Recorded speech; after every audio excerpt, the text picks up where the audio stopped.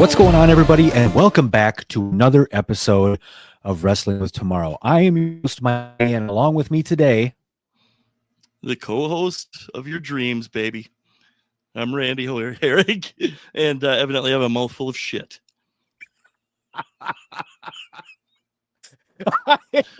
I'm your usual bonehead, and just a bonehead, though. I am not erect. Much. Not much. Not oh much. my God.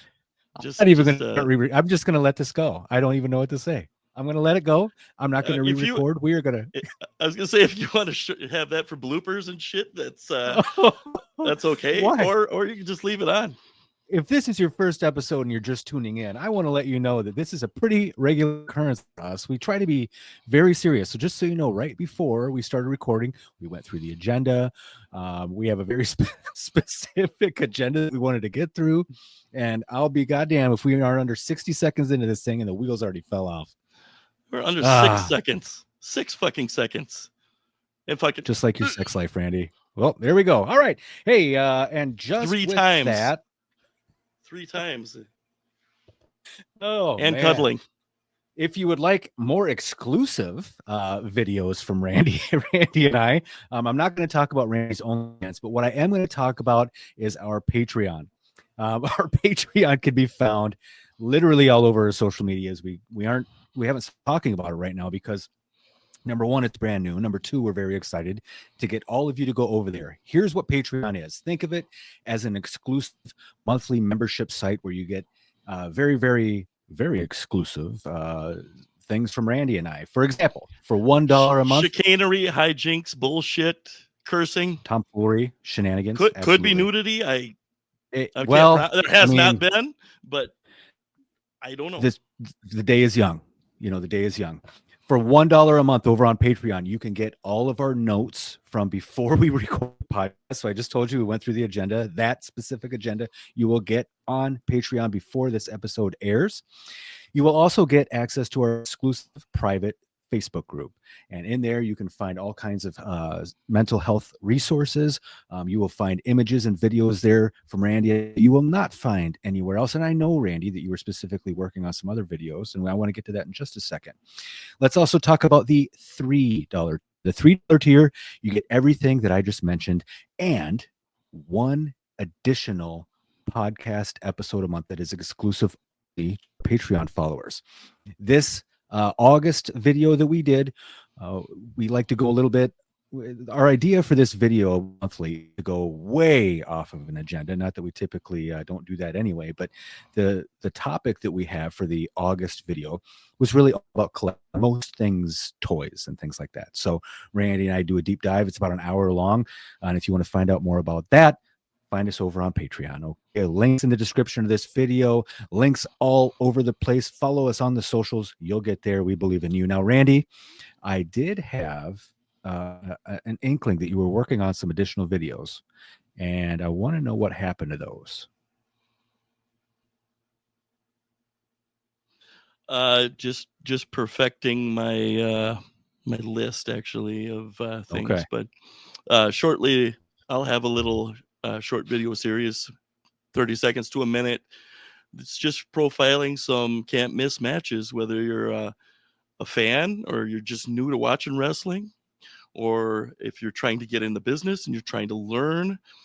These will have some good things for you to keep in mind and to watch. Good storytelling, good bumping. Yeah, and I love it because I don't want everybody to think that, this podcast is strictly about mental health and resilience and all of these things, which it is. We're also going to lean pretty heavily into some of our wrestling stuff, too, because that's kind of what we're good at. Before we dive into the agenda today, I do want to thank our sponsor, Face Punch Foods, for tagging in with us and making sure that we have everything we need to keep this podcast moving. If you are interested in sponsoring us in any way, please reach out again on our social medias. We're not that hard to find. Just tag us in. We'll talk. Go ahead. For sure. No, I was going to say on Instagram, I still believe it's the longest handle on the damn format. You are absolutely right. Randy_Herrick_Wrestling W tomorrow. There it is. Beat If you can't that. find that, if you can't find Yeah, that, it's he well doesn't even then he doesn't even the blue check next to it because there's only one, right? And there he is.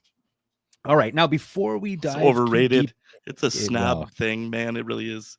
Oh, your blue hey, I've check got the mark. blue check mark. I've got the blue check mark. All right, I rest anyway, my so face.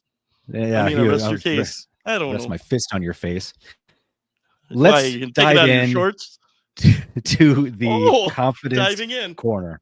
I do think it is important to talk about confidence, confidence in our daily lives, confidence everywhere, right? It's something that I noticed specifically. I did my TED talk just on that because, well, frankly, I think that it lacks in a lot of places. I've done an enormous amount of sales training in my life. I love doing sales training. It's my day job, if you will. And I think that there's always a spot for that in sales. So with that, I always think there's a spot for it in real life as well. So here's the thing I was thinking about today. I thought, what am I going to do for Confidence Corner? And then it hit me. It's like I don't know if I've ever told you this story before, but I'm gonna tell you. How's the saying go? Long story longer, something like that. Anyway, here's the deal. So you were at this show that I'm about to talk about. This goes back to my wrestling days. I was 19 years old. My dad had passed away 1 month prior to this match. It was Owatonna, Minnesota, at the National Guard Armory. I thought that it would be a good idea, for whatever reason, to do a no rope barbed wire match. Um, what that is, if you don't know, is where you just imagine a wrestling ring in your mind, and instead of the ropes, those three ropes that go around the ring that the wrestlers bounce off of, you replace it with strands of barbed wire. Yeah, okay, right? Like legit Brilliant. barbed wire, not barbed wire that is shaved down so it doesn't hurt. I mean, this stuff I went and bought at like a Tractor Supply plant, whatever it was, and on a spool, and brought it to the arena that day, and thought, hey, I'm in tons of pain mentally. Why don't I just throw myself to the wolves? A couple of things about that. Also, I really wish we would have at least built up to it, because we just announced it and went with it. So not only not only do we just do a no rope barbed wire match for the sake of doing one, there was no like build to it.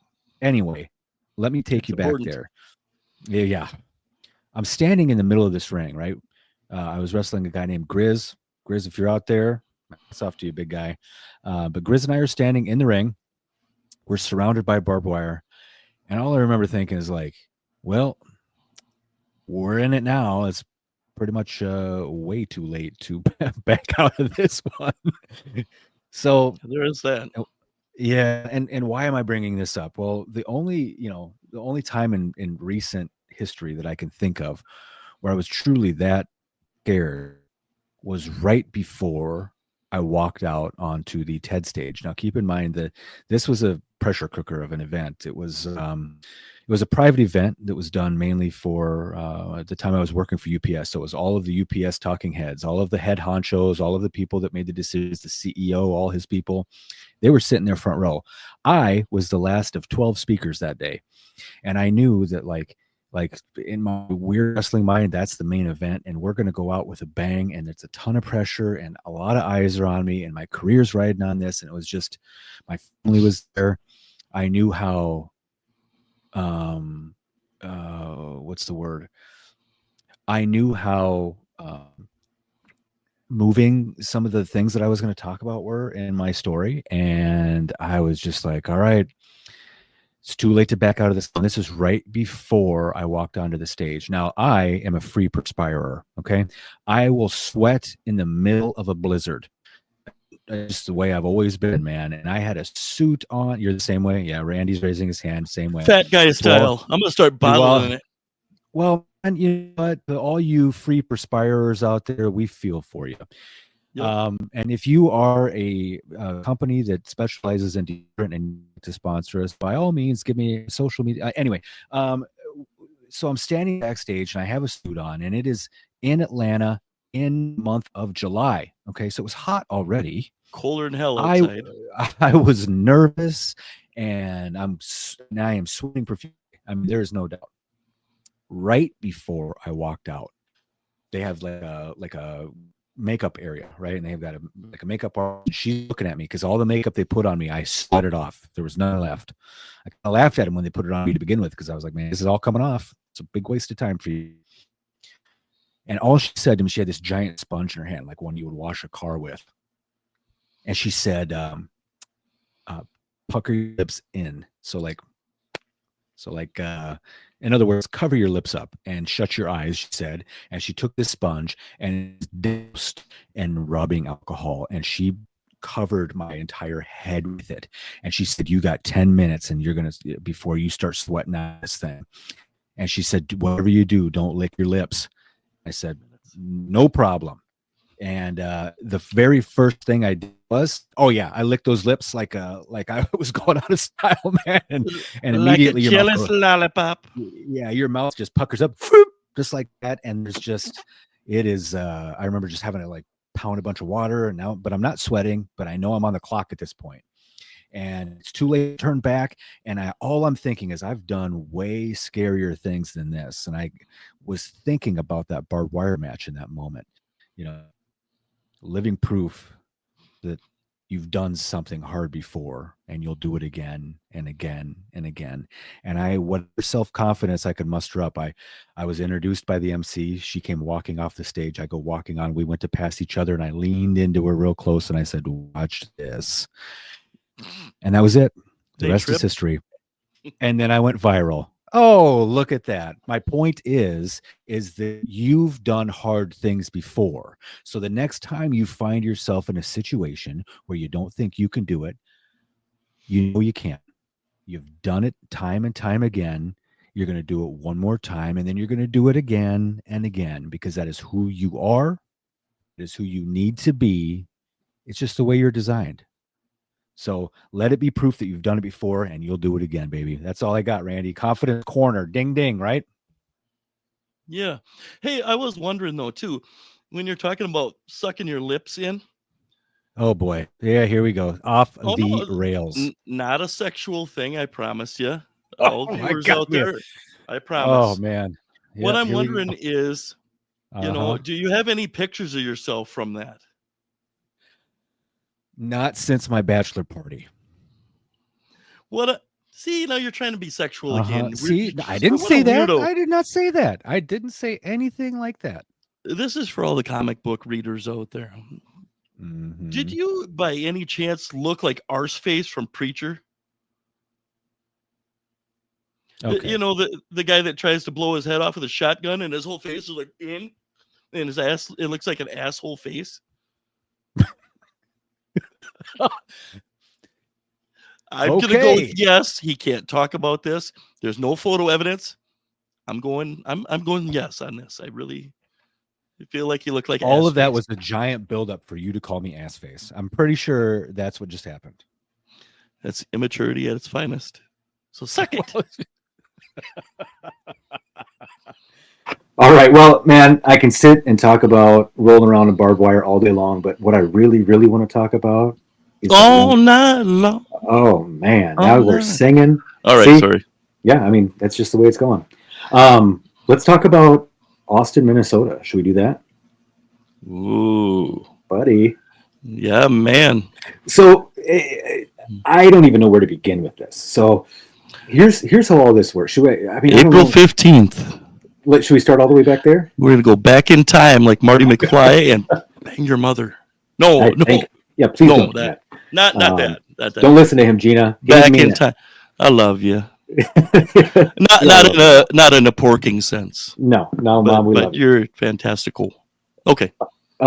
Yeah, so let's start there. April 15th, 2000. I'm a senior in high school, and I'm on the student council, and I'm a pro wrestler, right? And we have this, I pitched this idea to host a pro wrestling event through the student council to raise money for our cause, whatever that was. Don't remember the cause. Remember the wrestling. Shout out to Austin High School class of 2000, right on. So there we are, right? And I somehow convinced them that allowing a 17-year-old high school student to run a professional wrestling show for a fundraiser is a good idea, and they bought it. And my career in sales took off from there, as they say. But the reality was, so I literally April 15th was the day of this show. We booked it at the Turp Ballroom. Tax day. I was barely 18. I had turned 18 a month before, right? I just barely scratched the surface of being an adult. I'm 43 now. I still barely scratch the surface. Don't you get me? Shane was 43 that night of the show. That's true. No, anyway, so no, he was older than that. But okay, I digress. Yeah, shout out to Shimdog. So here's the deal. That was a very important night for a lot of us. That was first of all, a beautiful venue. My junior and senior prom were at the Turp Ballroom in Austin, Minnesota. So I knew that this venue was very, very special. And we decided to have our show there. And it went off almost perfectly. I mean, almost scary how good it went. It was Randy's first match ever. Right? So that building for you has got to be incredibly sentimental also, right? Oh, dude. Not only did I have my first match, but I also had my first chair shot delivered to Jay's back when Grizz punched him with the chain and knocked him out. And then his whole goddamn family hated me for like months. And that's 7,000 cousins and shit. Yeah. So, it was good times. I drew heat like a fucking heat magnet, I guess. You did. But man, that was a lot of guys. That was their first night. So if you're familiar at all with pro wrestling in the Upper Midwest from the last 20, 25 years, I wrestled in the main event against Shimdog. It was a tables. God, I got to think about this now. Tables, ladders, and barbed wire match. It was my first barbed wire match. We just talked about barbed wire earlier, right? Chaos, Cody O'Neill. It was his first match ever. I'm trying to think of who else had their first. Big Daddy Dolan had his first match that night. Grizz had his first match that night. Yeah, I mean, it was really a coming out party for a lot of new talent that was going to make a huge wave in the independent scene in Minnesota for years to come. And I'm so glad that we got to be a part of that. But so many people too. Willie Mean, Suicide was there. Yeah. Asylum, Tom, I ever forget you, buddy. Yep. Justin Attitude, JT. Yep. Yep. Swafta Gomez was there. Dirk McGinnis, Chuck McCoy, Knockout Masters. Incidentally, if you are out there and you're watching this somehow, please get a hold of me. Please. I gotta talk to you. I have to. It's been years. I believe Oz was on the card. I believe so. I think he was. He was. Yeah. And then we had a litany of like security guys. So Gus, who he's kind of like in and out of my life for many, many years. Gus went on. Big Pen. Gus moved to San Diego and started his own luchador company out there. And I believe he's moved on since then and still in the wrestling business, but it all kind of goes back to that night. Lots and lots and lots of people were involved in making that evening successful, even all the way down to the Mike Webbers and the White Lightning. Jersey Boy, right? I mean, we had a litany of people there, and we sold that building out to what we thought was a sold out number, at least for the number of seats that we had. All the seats were gone. We didn't have any chairs left. So to us, it was sold out, but it was packed. Now, why are we telling you all of this? Well, that night was the first and only time there has ever been professional wrestling in that building. In the 50s and 60s and 70s, it wasn't uncommon for Saturday nights to be having a musician play there. Guys like Richie Valens and Johnny Cash have played in that venue several times. It was a place on the map for people to play. Buddy Holly, I mean, the list goes on. And it fell into disrepair in the early 2000s, and now it has most recently been acquired by some wonderful family that is in Austin, and it is a Hispanic ballroom. It is called the El Paral Ballroom. Yeah. And every time I've driven by that building in the last 25 years, I still smile, because I have wrestled all over North America for the most part, and it is still easily my favorite place I've ever wrestled. It was our ECW arena. It was. It really was. It really was. It had the ambience in there. When we came out the curtain, it was so packed with people. Yeah. When that's your first show, you're really spoiled. That's true. The crowd was on and fire. It was so awesome. Yeah. So fun. we all have very, very fond memories of it. There's some video out there of it that I still have. I have a lot of photos from it. So I had reached out to the owners of that facility, and it took some doing. But I finally got a hold of them. They're very, very busy people. They're proprietors in Austin.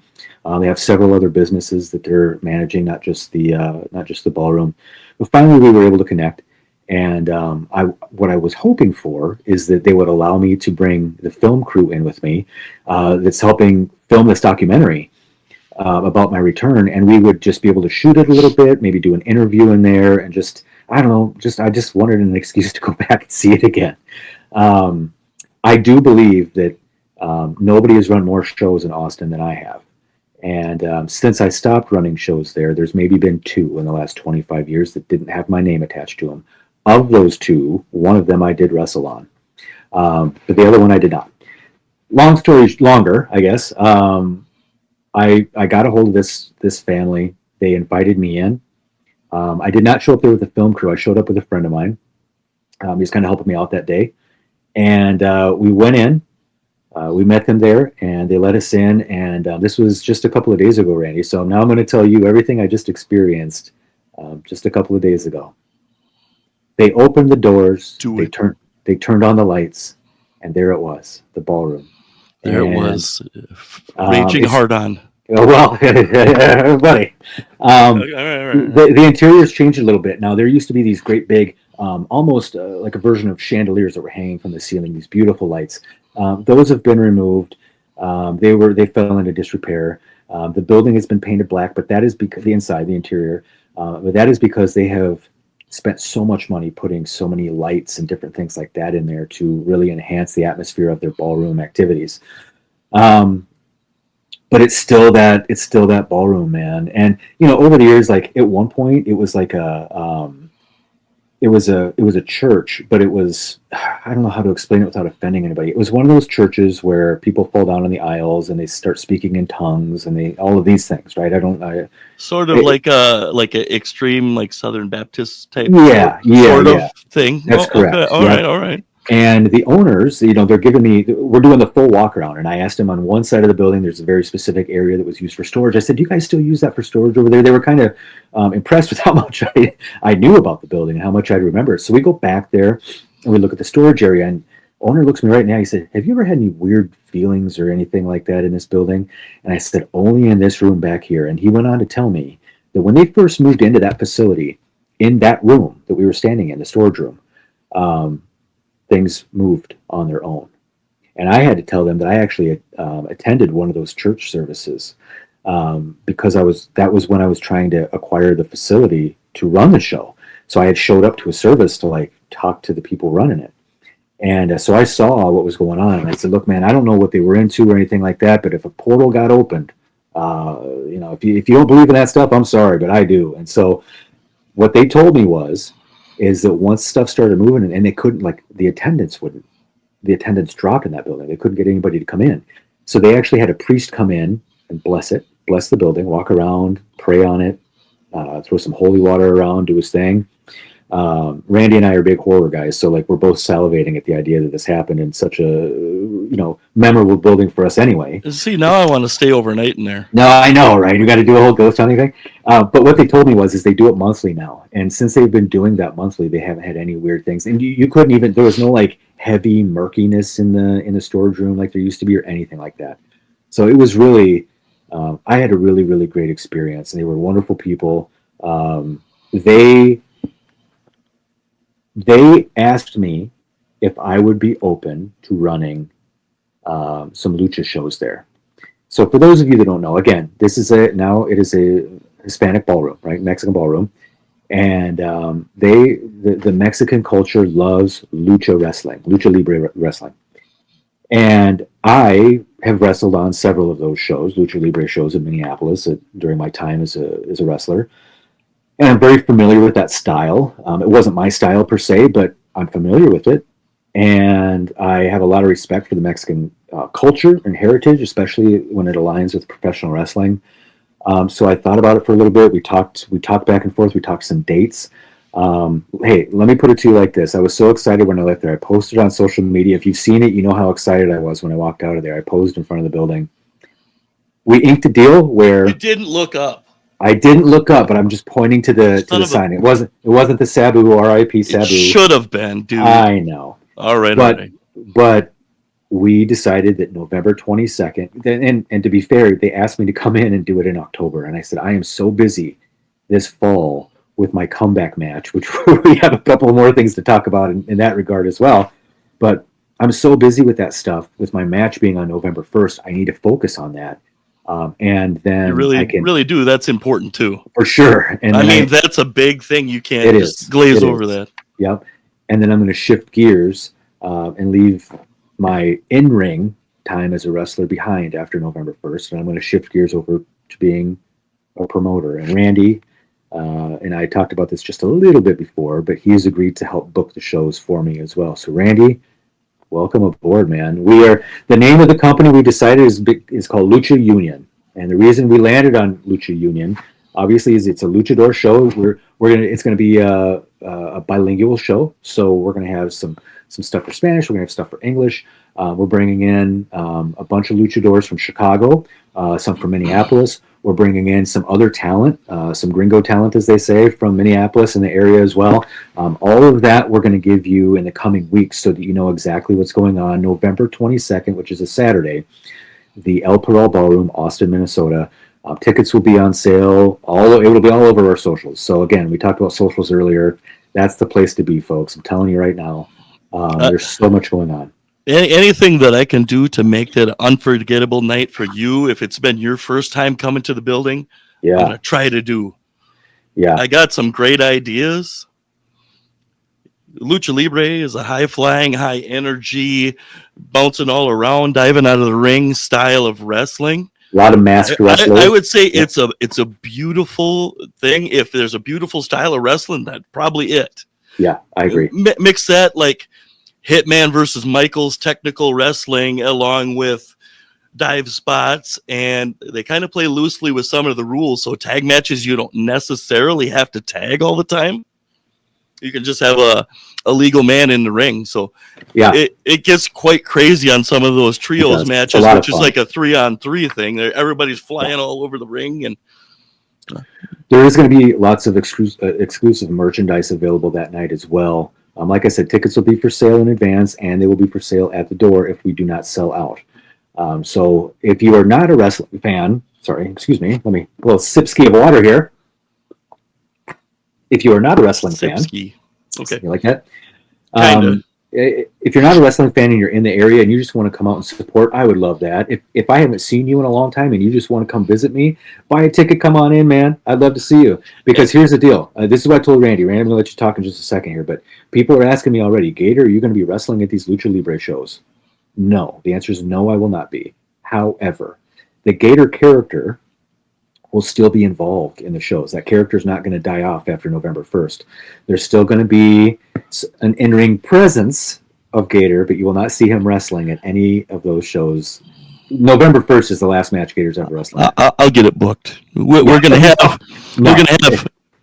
have Gator versus Adam Drake, the old commissioner from the AWO, in a mud wrestling match with barbed wire. Yeah, I don't think so. And so anyway, I'll work on it. I'll get it. I will probably have the Gator character involved in a commissioner role or something like that somehow. But moreover, I'm going to let Randy kind of run everything backstage, and I'm going to really work the front of house and just make sure that everything is where it needs to be.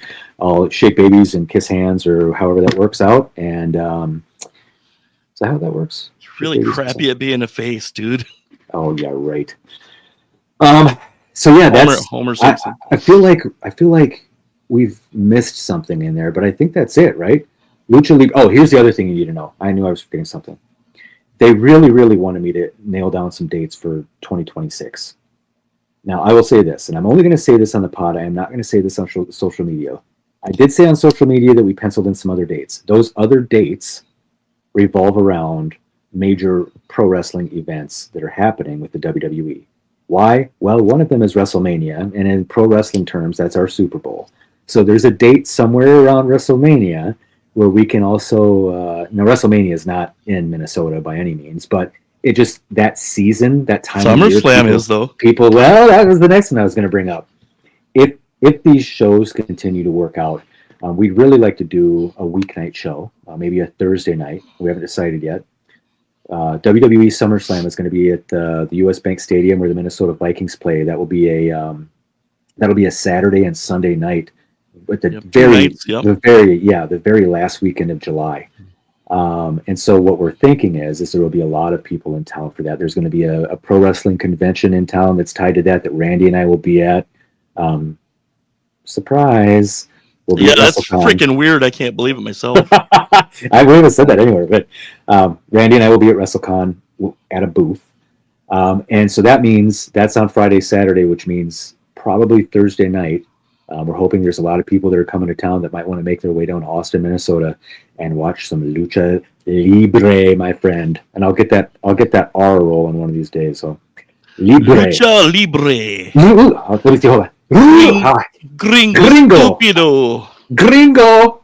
Anyway, without offending anybody, I think that's really the crux of everything that's happening with the Lucha. Now, there are a few other irons in the fire with some pomp and circumstances happening around that. Lots and lots and lots of announcements to come. If you think Lucha Union is the only announcement that I got coming, believe you me, you are wrong. Working on a couple other things as well. So, Randy, in terms of just Lucha Union, I didn't mention why we named it Union. The Union part really came because Austin itself is a very, very, very blue-collar town. It is raised up by the meat packers that work at Hormel. It is, and because of those union meat packers, we have decided that honoring that blue-collar culture in Austin, which frankly, the Latino community there really play a big role in that too. For sure. Well, my dad was one of those union meat packer guys there, man. So like it's a very personal thing for me as well. It's not just about the Latino culture. There's a little bit of I worked a little bit at Hormel myself. Yeah, I did a little of that. So did I. That's your whole Midwestern thing, the whole farmers thing, raising up livestock and bringing them and doing the whole thing. So you and I can enjoy tasty pig products. I love Spam.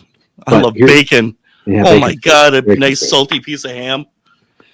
The thing is, though, be right back. I'm gonna go eat something. We want to make sure that these shows are something. There's going to be something there for everybody, but they're designed for the blue collar family that wants to come out on a Saturday night and just have a great time and be entertained.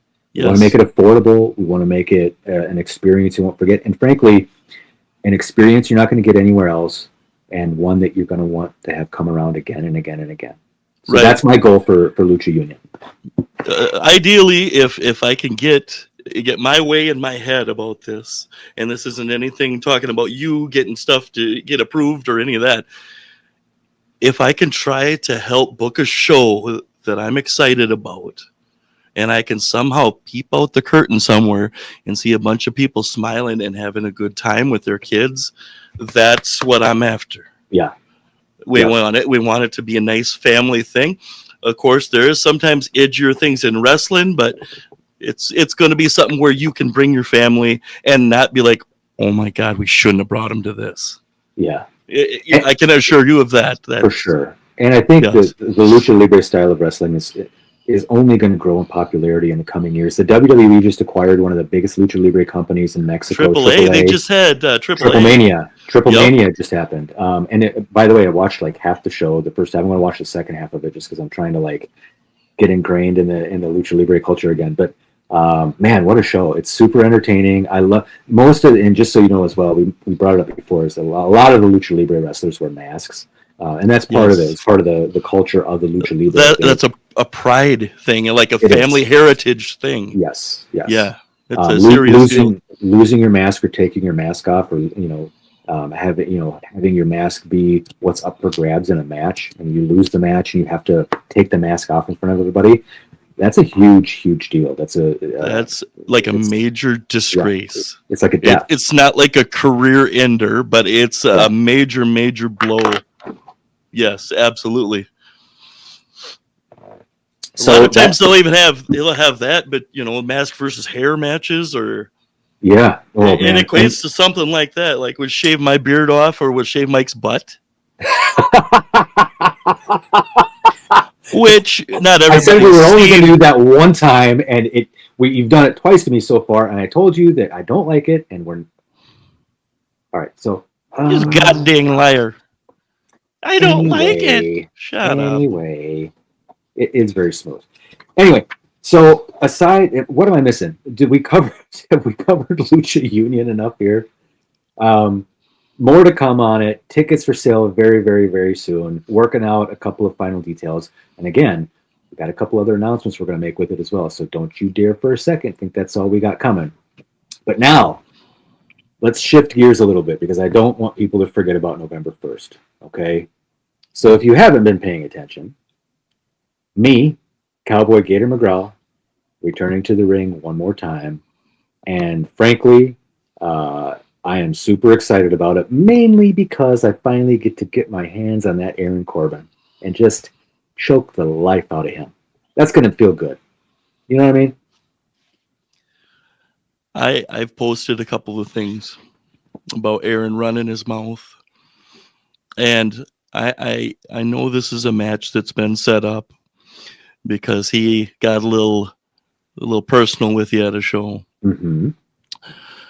But to the listeners out here and stuff, I don't believe they understand just how much he pissed you off to get you to decide to come back. Because I thought, okay, maybe you're going to wrestle a last match and you're going to do the documentary thing and show that you can do it and be successful and all of these things. But he's pushing. He's pushing too much, and I called it myself. And I know from being in the ring with you that things can get pretty out of line, let's call it. And if he keeps it up, he's going to end up bleeding. He's going to get a beat down. He'll be lucky to walk out of the building. I'm just saying. That's my take on it. I don't understand. So, like, here's the deal, right? So we've talked about this in depth before. I was just there to like hang out, and that's what you told me. You were just going to have the show, and of course I brought a camera crew in because I'm working on this film deal, right? I was just trying to make a movie, and that's it. And so then like this whole thing happens with Aaron. I'm going to tell a story that I haven't told publicly before, and I think it'll help you get a better taste in your mouth for my history with Aaron. I thought it was water under the bridge, but clearly that is not the case. I got married in 2005. Okay. Right. Aaron was invited to the wedding. He made the mistake of being at a club in the town where my wife's family is from, seeing my wife's sister and telling her that he thinks that my wife to be is a bitch. It's a true story. See, now that I didn't know. This was about 2, maybe 3 weeks prior to the actual wedding itself. The very next day, like you would expect her to, she went and told my wife. Well, of course she did. I mean, what was he expecting, right? If anybody said that, she would have told her.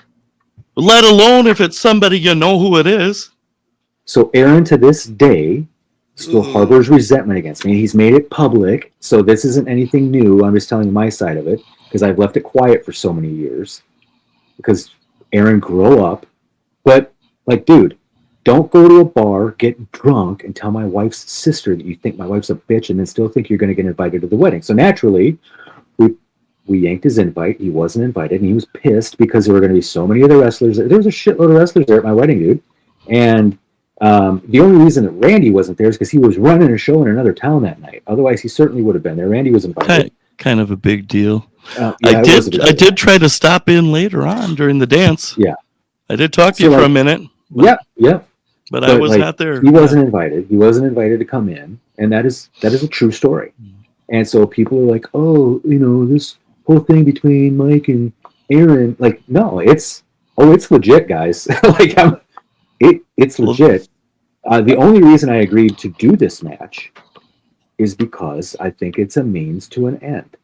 And frankly, the only reason that my wife is allowing me to do it is because it's Aaron. If we're being real, it's a means for you to put a shoe in his rear end. Yeah.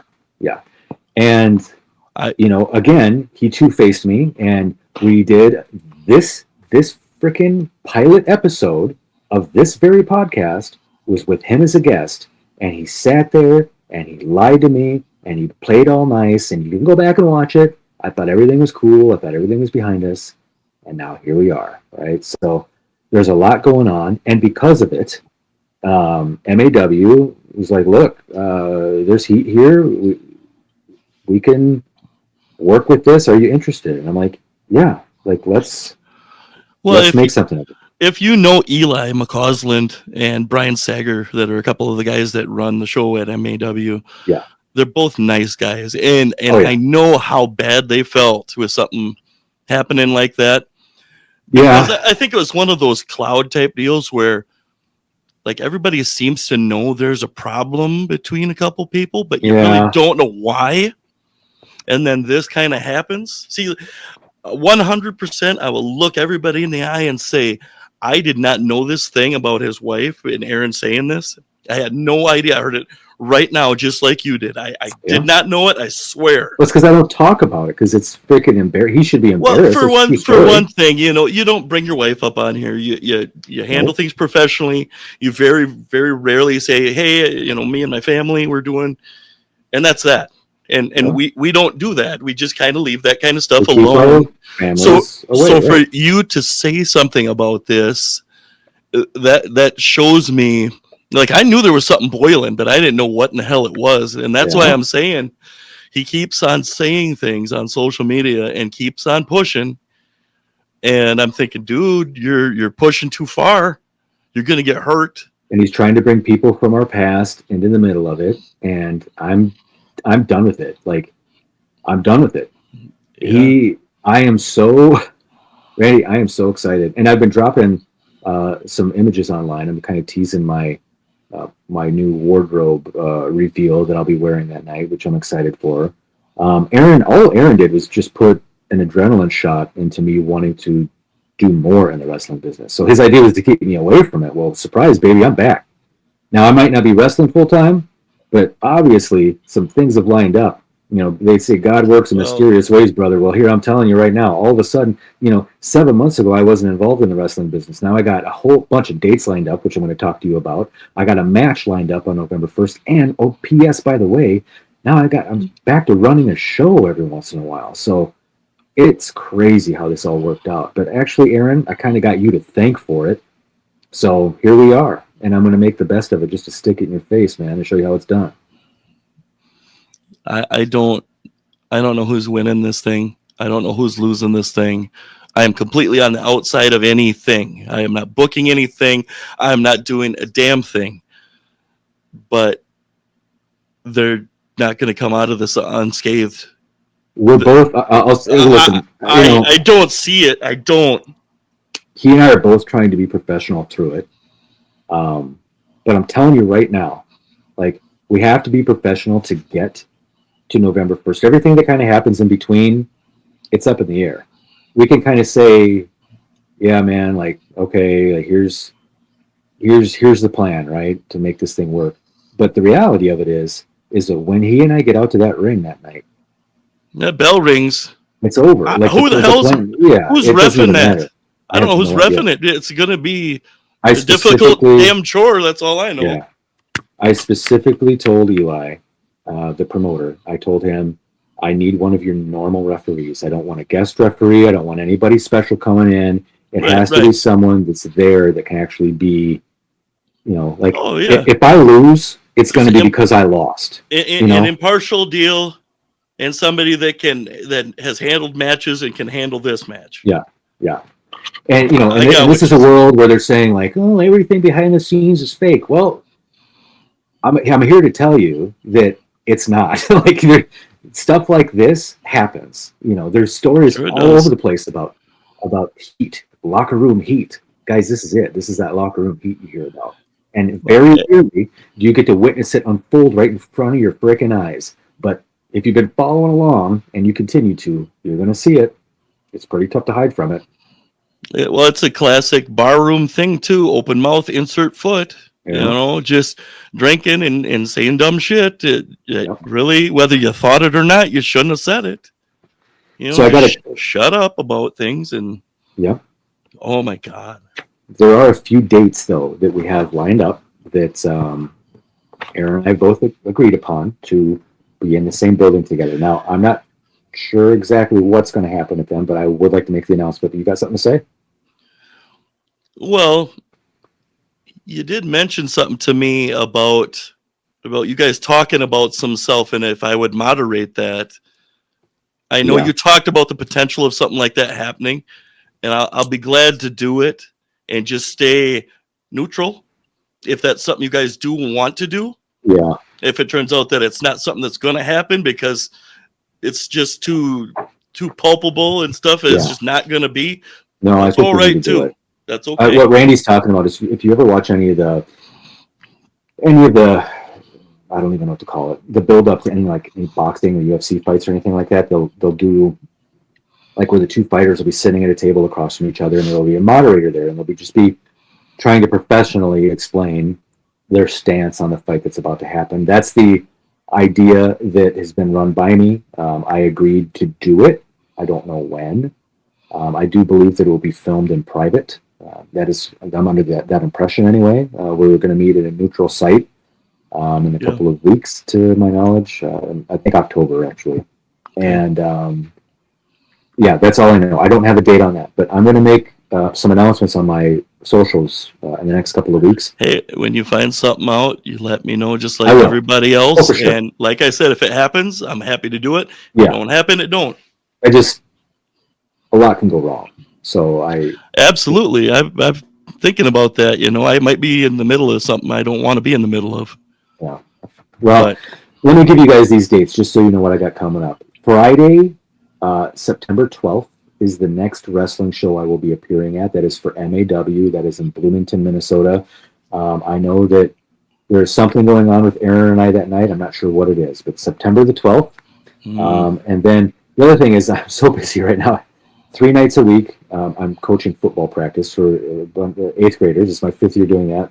And then they've got at least 1 game a week, if not 2. And that started 2 weeks ago, and it's going to go all the way through the middle of October. So I'm swamped.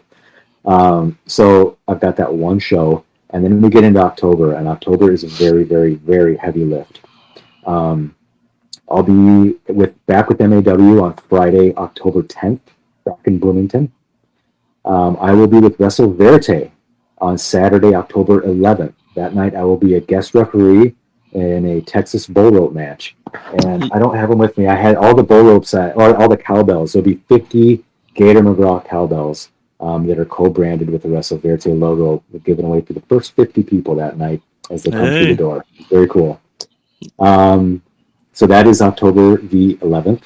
And then the very next week, on Friday, October 17th, I'm going to be involved in the Northern Lights Wrestling event. That one takes place, gosh almighty, that takes place at the Eagles Club in St. Paul, Minnesota. Okay. That's on Maria Avenue there.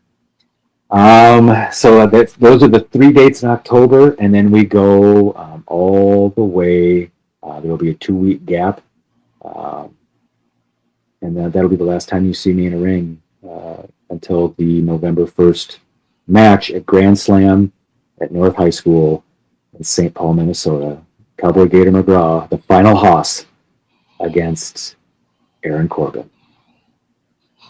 And then we're going to do the brand new Haas mud wrestling extravaganza. That's not the big secret we're going to drop later on. Randy. Oh no, that's not. There's some better stuff. It's actually going to be mashed potatoes. I'm actually looking at my calendar here, so I'm looking at here's my October weekends. You ready for this? The first weekend, I have a bunch of work stuff going on that first weekend. Second weekend, I have nothing but wrestling shows. Third weekend, wrestling shows. Fourth weekend, which is the 24th, 25th, 26th, I'll be in Iowa City to watch the Iowa Hawkeye football team destroy the Minnesota Gophers. Go Hawks. And then the very following weekend is Halloween and everything else. Randy and I are actually shooting a podcast episode based on our schedule. We'll be shooting it the day after Grand Slam. I can't wait for that episode. I'm sure it's going to be I don't know. Like, hopefully we can shoot that day. You know? Honestly, don't be surprised if that runs a little long that day. Oh my gosh. Yeah. I'm sure there's going to be a lot to talk about. Oh yeah. And yeah. kind of summing up this whole thing, and then we're going to go straight. We're going to have a couple of weeks off there, right? And the 3 weeks after the November 1st match, Lucha Union, the new chapter in my pro wrestling journey begins, and yeah, it's going to be crazy. And I'm stoked. And if you're listening out there, if you're watching this on YouTube, I hope that you can come along on some of the journey, all of the journey. This is going to be fun, man. You know, like if you're from our past, this will be our reunion. Oh gosh, yeah. And it would be the coolest thing to see anybody there that could make it. That'd be so awesome. Yeah. Let bygones be bygones, guys. Let's come out of the woodwork and just celebrate like life and pro wrestling, and let's just have some fun with it. You know. All right, so that is the road to the final match. But like I said, there's going to be some more images and things I'm going to drop about my wrestling gear online. I'm just kind of slowly trickling that out because I'm so excited about it. I can't just regurgitate it all out and say, there you go, there's my wrestling gear. But it is super cool. And Breaknight Creative made it. He does a lot of stuff for WWE and AEW, and it's beautiful. And I can't wait to show it to you. At least you're not going to be trickling in it. Well, you never know. Depends on how much they pay me. All right. What else we got to talk about, Randy? I think it's time to wind this thing out. Well, let's see. We talked about the Lucha Union thing. Mm-hmm. You didn't mention this about having the barbecue rub at the Lucha Union show. You didn't mention that being there. That's true. That is a thing. I have a couple of surprises when it comes to my barbecue brand that will be involved in one way or another, including one, maybe two, wink, wink, barbecue rubs coming very, very, very soon. You don't even know about the second one. I haven't told you about Back in 2 and 2. I've decided that every one of my rubs is going to be named after some kind of pro wrestling move, and it will be a very specific rub. And here's the other thing that you guys need to know about barbecue spices. Like, if you got a man or a woman in your life that likes to cook, gotta have beef, gotta have spice. Okay. What you need to know about this stuff is that there's a lot of people who are famous in the barbecue world that put their name and likeness on all kinds of like rubs and stuff like that and sauces, but they don't actually use those things. Okay, they're just like, it's just a money grab. For me, it's like Forrest Gump and the ping pong paddles. I couldn't have said it better. For me, you must be out of your goddamn mind. Joe was the greatest master ever. Okay. For me, I'm only going to put out rubs and spices and sauces and stuff that I'm actually going to use for two reasons. Number one, I think it's tacky to like put your name on something and not actually use it. And number two, I'm going to get it for cheap and I'm going to use it anyway. So I can just like grab it out of a box and put it on the food I'm going to cook, and I don't have to go to the store. So like, it's also very self-serving for me to have those kinds of things available. So I cook so freaking much, man. I gotta find some ways to save a little money. But that's really, those couple of things. So if I can bring the flavors that I'm putting out on my pits to your kitchen, then that's exactly what I intend to do. But he's gonna bring out all the flavors that he puts on his tits. We got all kinds of, yeah. I know you had a couple of recent things you bought that you wanted to talk about before we send these people on their way home tonight. I don't buy anything. Mm-hmm. Yeah, I mean, I can talk into the microphone. Do you want me to talk about the Grail piece that I bought, or do you want me to talk about the box that came in the mail today? Do both. It's our show. We can do whatever we want. Oh yeah. So shut the fuck up and watch. Isn't that how you ask nice? That's how the franchise Shane Douglas would ask nice. You suck then, and you suck now. Okay, tell us what you got, pal. That's all I got. Yeah, no. You're gonna get. Well, it's better than what I'm used to. Now, the other day, it would have been on Sunday, I went with my folks and my girlfriend and my daughter and we went to Rochester to the Gold Rush flea market. I found a couple little things there that I'll show you here. Yeah. I found me a short-haired Andre the Giant Bendy. Yeah, and that one actually, Randy's holding it up right now. So if you're listening to just the audio of this, it's one I haven't seen before, and frankly, Right. I thought it was Tully Blanchard. So Tully Blanchard with a belly. Yeah. it's later in life Tully. Well, yeah, it's like Cauliflower Alley era. Yeah, there you go. Tully Perfect. Blanchard. Okay. And since we're talking about lucha, this isn't exactly that, but a masked Mexican hero, Don Diego de la Vega, Zorro. So what he's holding up is one of the 1989 3 3/4 inch Zorro figure. Is that right? Yep, it's from when they came back on and did the New Adventures of Zorro on television.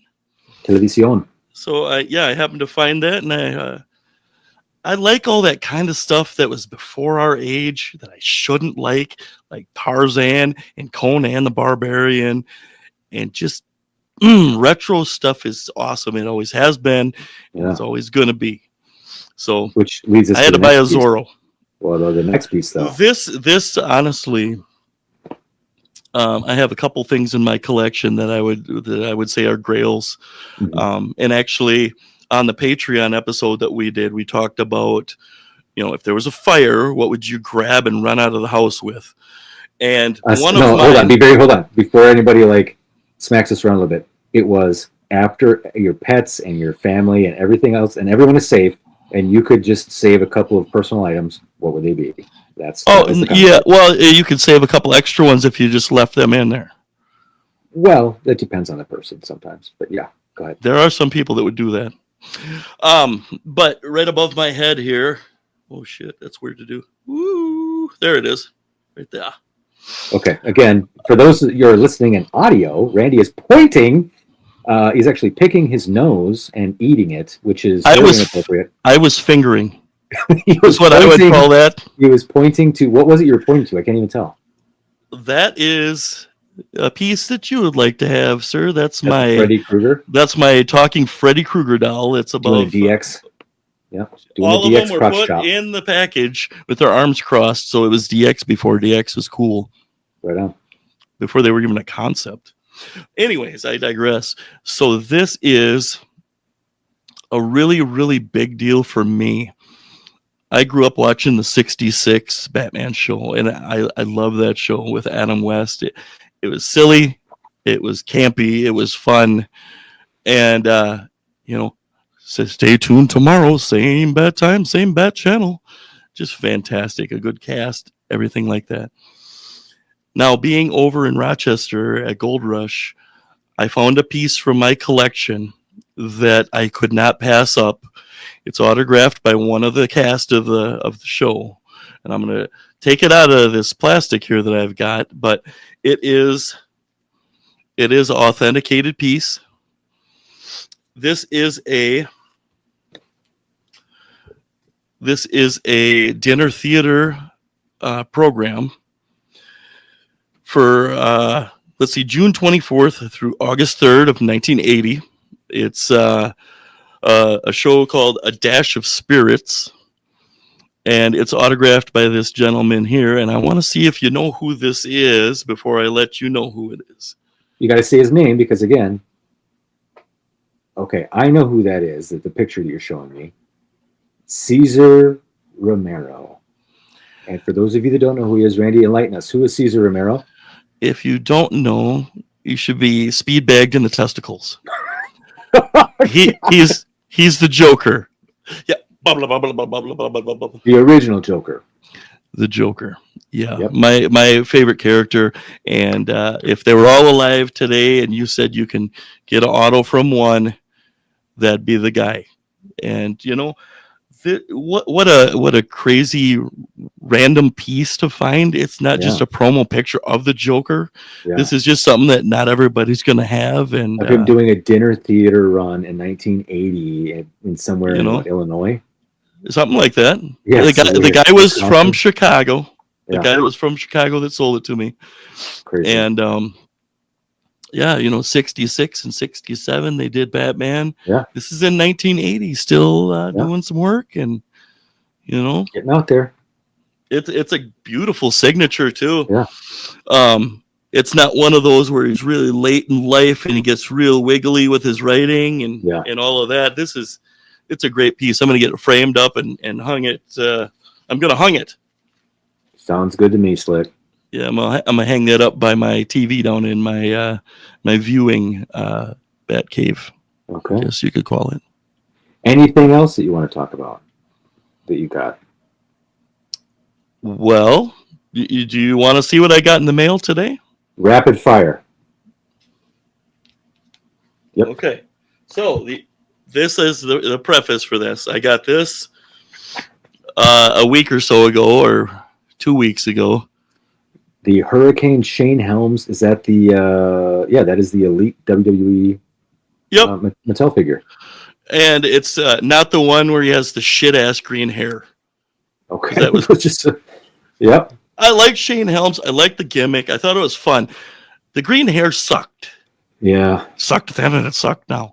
But that figure is cool. So needless to say, I got online and I got some things in the mail today. Jesus, that is a big box that you're holding up there. That's usually me that says that. Mm-hmm.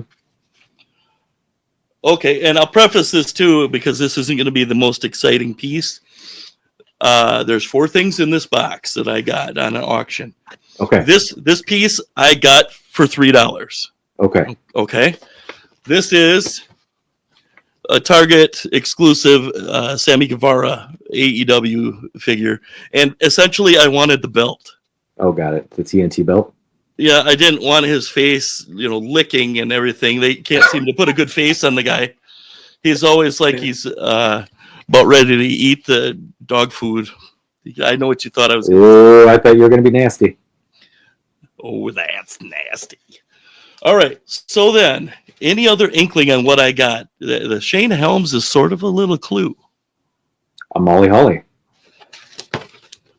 You must be out of your goddamn mind. I was spot on. Mighty Molly. Yep. And Okay. Nora's a sweet gal too. Mm-hmm. Really, but I had to have her to go with the Hurricane, and I found a great price on that. Very good. Okay. Any idea what else I got? I wouldn't have a clue. That's because you're an uneducated buffoon.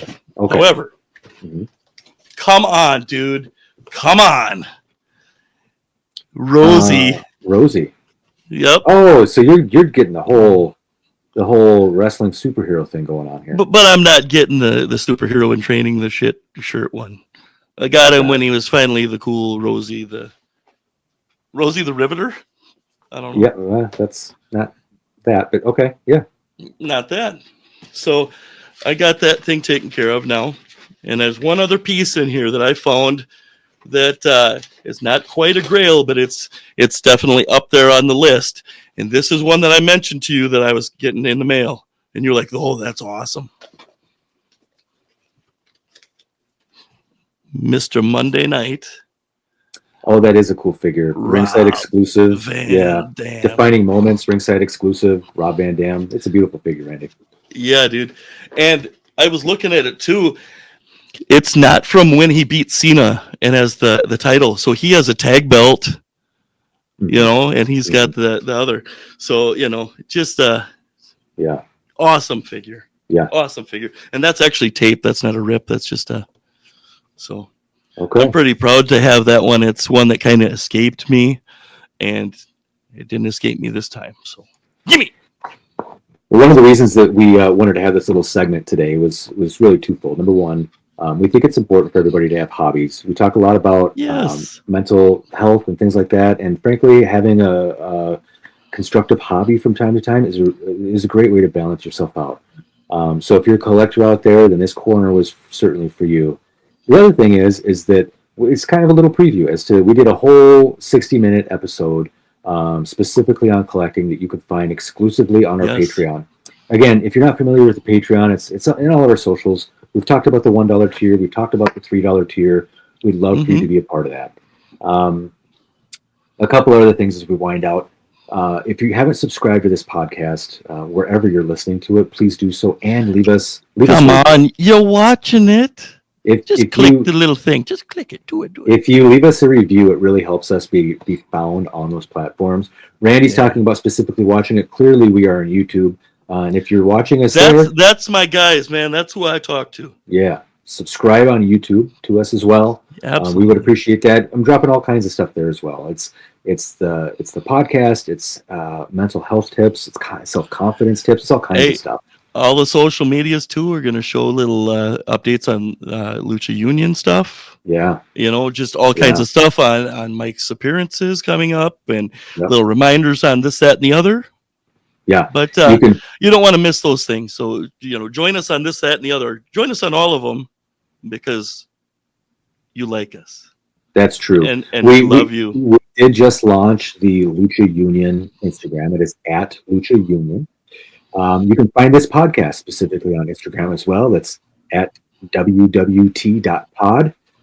You can find me on Instagram at Gator McGraw, MAGRAW. You can find me in the longest handle on Instagram. I'm proud of it, and I'm still hanging on to the title, baby. At Randy _Herrig, HARIG _ wrestling W tomorrow. That is at Randy. Anyway, you know how to spell it. We also 345-4505. That's 345-4505. Friends and friends. It's like found the worst, longest. It is the best. Okay. If you find it, you know damn well who it is. You didn't get like some other Randy, the crotchless underwear model. Although for the right amount of money, I could be. Oh, for the love of God, we don't have emails. First of all, whatever. We're not watching this in 8K. We won't be able to see anything. So having you do that would be pointless. And also, last but not least, you can find us on Come in and host so I can make fun of your dick size. You can find us try not to TikTok derail after that. At Wrestling with Tomorrow. I think we're there, pal. I think we made it all the way to the end. Randy, I'm going to let you do the honors. Tell these people how much you love them. Tell them you'll see them next time, and thank them for joining Wrestling with Tomorrow. Absolutely. He's absolutely right. I love all of you. I hope your mental health is doing well. If it's not, seek some help. You're not alone. There are people that care about you, no matter who you are, no matter what you've done in your past. You're not a piece of shit because you made a mistake. That's okay. People make mistakes. Now your time to, rise again, dust off and move forward. We love you. Thanks for being here with us. And we're going to see you here again on the next one. Thank you, everybody.